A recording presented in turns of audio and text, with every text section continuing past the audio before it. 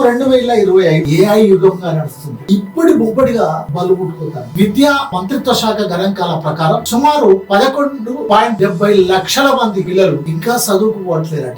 భారత పాలకులు ఎప్పుడైతే పాలసీలు చేశారో అప్పుడు పిల్లలు లేరు. ఆ పాలసీలు రాజ్యాంగంలో రాసుకున్న దాంట్లో కూడా అంత ఖచ్చితంగా రాయలేదు. పిల్లవాడు కొంతకాలానికి పడిపోవట్లేదు. ఏం కారణం? కొనసాగుతలేడు కాదు, కొనసాగించడం లేదు. పడికొచ్చిన పిల్లల్ని కాపాడాలని ప్లాన్ లేదు. వచ్చేటోడు వస్తాడు, పోయేటోడు.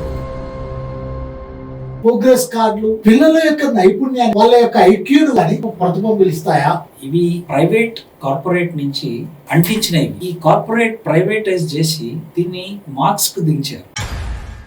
రాజ్యము ఒక మోడల్ గా ఉండాలి. ప్రైవేట్ ఇన్స్టిట్యూషన్స్ మోడలే. ముఖ్యమంత్రులు వాళ్ళు మాట్లాడుతున్నప్పుడు గవర్నమెంట్ స్కూల్ కార్పొరేట్ లాగా చేస్తాం, అది తప్పు వ్యవహారం. రైట్ టు ఎడ్యుకేషన్ యాక్ట్ లో మంచి అసెస్మెంట్ ఉంది. చైల్డ్ యొక్క ఐక్యూ కాకుండా ఆ సోషల్ స్కిల్స్ లేవు. 10th క్లాస్ రిజల్ట్స్ లో కలెక్టర్ రివ్యూ చేస్తాడు. 1వ తరగతి చదువుతుందా లేదా చూడడు. 10th రిజల్ట్ పాస్ రా పర్సెంటేజ్ రావు. తెలుగు మీడియంలో చదివినటువంటి పిల్లగాడు తెలుగు చదువుతాడు. 1-2 వచ్చా రావు. ఇంగ్లీష్ వారికి ఇంగ్లీష్ రావట్లేదు, తెలుగు వారికి తెలుగు రావట్లేదు. ఏంటి కారణం? ప్రతి చైల్డ్ నేర్వగలరు సిద్ధాంతంతో స్కూల్స్ ఉంటే.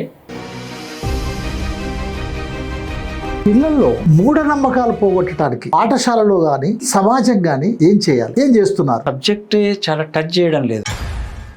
నూతన విద్యా విధానం పిల్లల్లో విద్యా బుద్ధులు క్రమశిక్షణ పెంచుతుందా? వాళ్ళను మరింత మూఢత్వంలోకి దించుతుందా? నూతన విద్యా విధానం చాలా మార్కెట్ ఓరియంటెడ్, మానవీయ కోణం నుంచి వచ్చింది కాదు. బాల కార్మిక వ్యవస్థ కొనసాగుతుందా? రూపాలు మారినాయి. ఆడపిల్లలతో ఇంకా సమస్య ఉంది.